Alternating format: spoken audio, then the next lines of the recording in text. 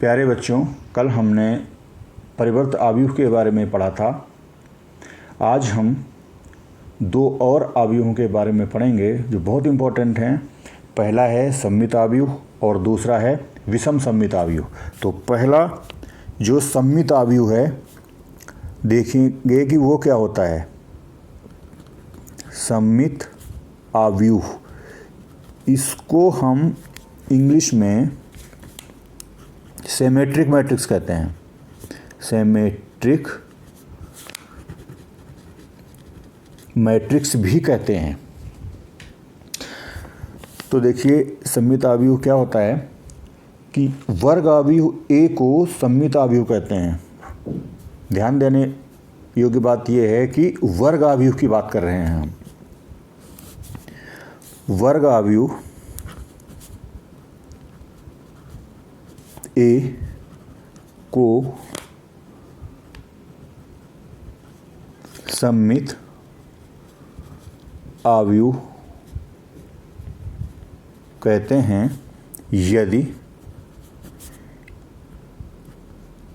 ए dash बराबर ए dash, जैसा कि कल हमने आपको बताया था, ए डैश को बोलते हैं परिवर्त अवयव। अगर किसी भी वर्ग अवयव का परिवर्त अवयव वो खुद वही अवयव है, तो ऐसे वर्ग अवयव को हम सममित अवयव कहते हैं। जैसे इसको हम ऐसे भी लिख सकते हैं दूसरे तरीके से कि वर्ग अवयव या इसको हम लिख सकते हैं कि वर्ग अवयव ए बराबर, मैंने पहले बताया था, इसको ऐसे लिख सकते हैं, को सममित अवयव कहते हैं। को सममित अवयव कहते हैं यदि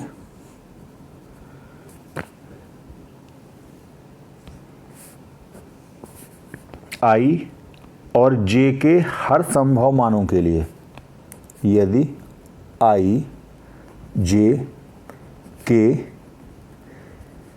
प्रत्येक मानों के लिए ए आई जे बराबर ए जे आई। ये ध्यान रखना है आपको कि कोई भी वर्ग अवयव ए, जैसा मैंने पहले आपको बताया था, इसको इस रूप में भी लिख सकते हैं, ए आई जे के रूप में। इसको सममित अवयव कहते हैं यदि प्रत्येक आई जे के मानों के लिए ए आई जे बराबर ए जे आई, अगर ये कंडीशन लागू हो जाए। इसका मतलब ये, जैसे A12 बराबर A21 या A13 बराबर A31, A21 बराबर A12, इस तरीके से। जैसे एग्ज़ाम्पल हम ले लेते हैं, एक एग्ज़ाम्पल इसका ले लें, 1 2 2 4, ये कोई अवयव है, कोई वर्ग अवयव है। देखिए 2/2 ऑर्डर है, क्योंकि सममित और विषम सममित अवयव में हम वर्ग अवयव की ही बात करेंगे। तो इसका अगर हम परिवर्त अवयव ज्ञात कर लें, ये मान लीजिए b है, अब इसका परिवर्त अवयव b डैश क्या हो जाएगा। जब परिवर्त अवयव किसी भी अवयव का ज्ञात करते हैं तो उसकी पंक्तियों को स्तंभों में और स्तंभों को पंक्तियों में इंटरचेंज कर देते हैं। तो ये मिल जाएगा 1 2 2 4। ये पंक्तियाँ यहाँ पे 1 2 थी, यहाँ पे हो गई, स्तंभ में चेंज हो गई, यहाँ पे 2 4 था, ये हो गया 2 4। तो इन दोनों को देखिए ध्यान से कि b और b डैश ये दोनों बराबर हैं। तो इसको हम कह सकते हैं कि ये सममित अवयव है। यहाँ पर b डैश बराबर b, अतः b सममित अवयव है। सममित आव्यूह है। इसके बाद अगर चाहो तो एक एग्जाम्पल और ले लो, एग्जाम्पल 2। ये मान लीजिए आव्यूह है हमारे पास AHGHG,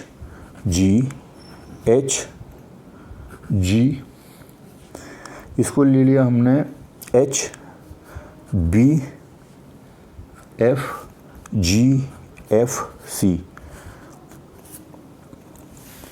इस आव्यूह की पंक्तियों को स्तंभों में और स्तंभों को पंक्तियों में इंटरचेंज करेंगे तो जो आव्यूह आएगा वो यही आव्यूह आएगा। तो ये भी एक सममित आव्यूह है। ये आपके लिए काम है, इसको करके देखिएगा। सममित आव्यूह है।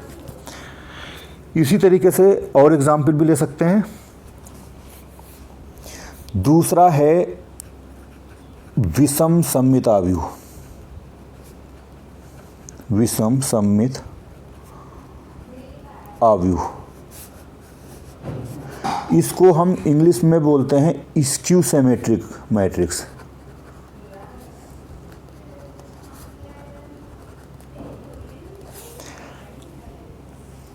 इसको ध्यान दीजिएगा।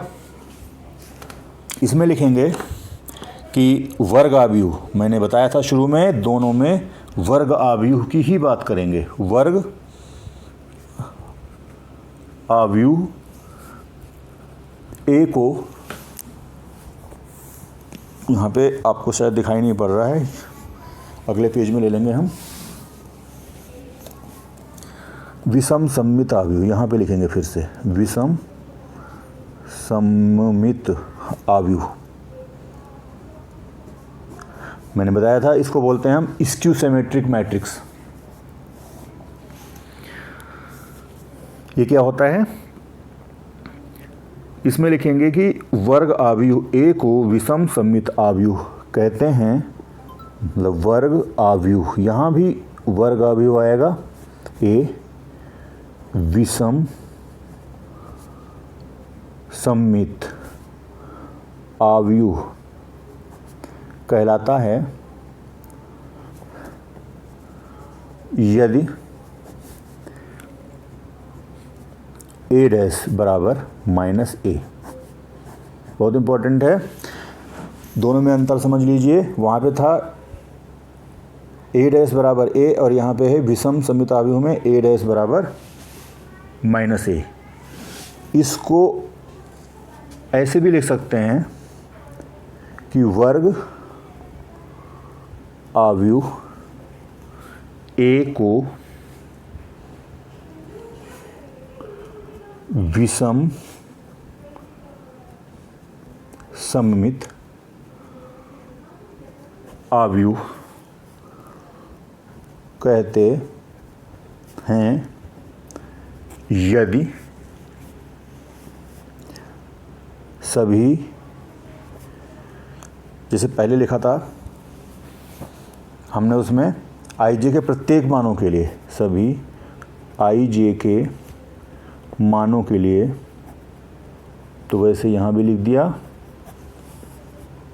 ए आई जे बराबर। अब यहाँ पे ध्यान देना, यहाँ पे होगा ए जे आई।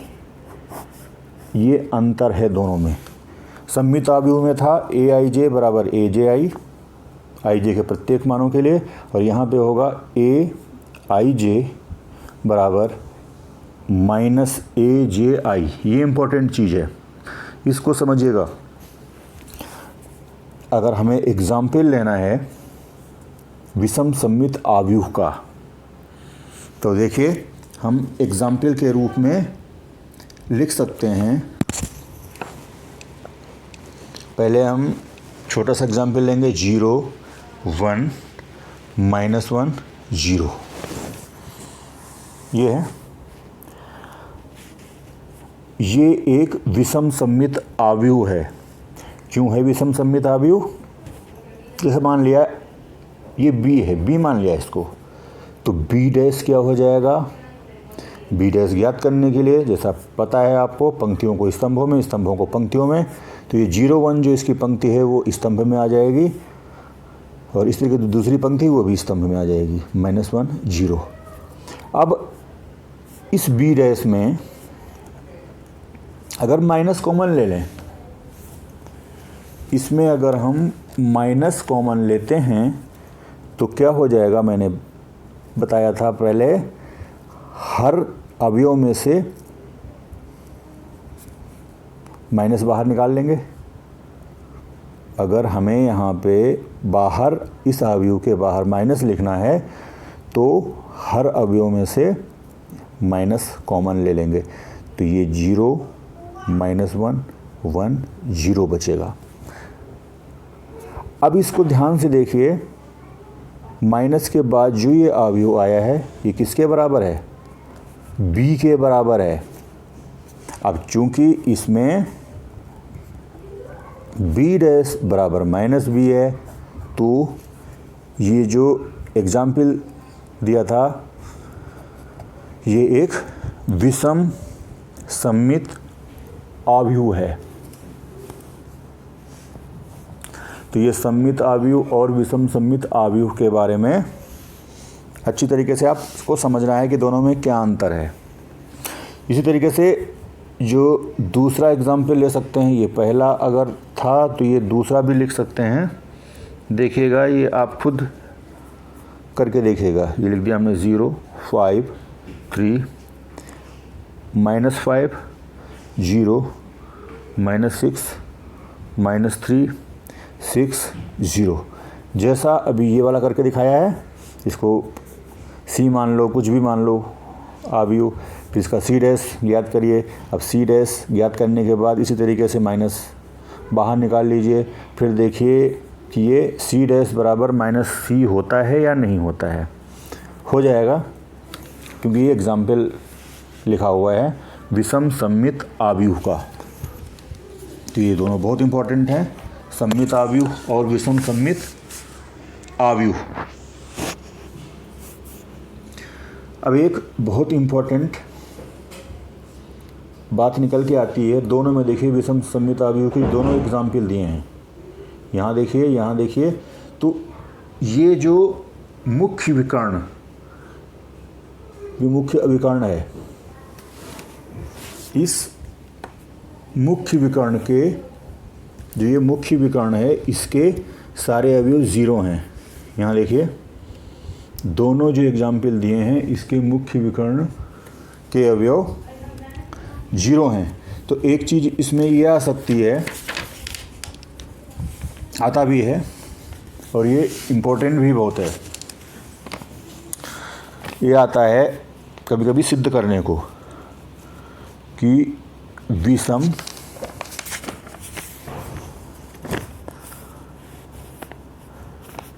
सममित अवयव के मुख्य विकर्ण के मुख्य विकर्ण के सभी अवयव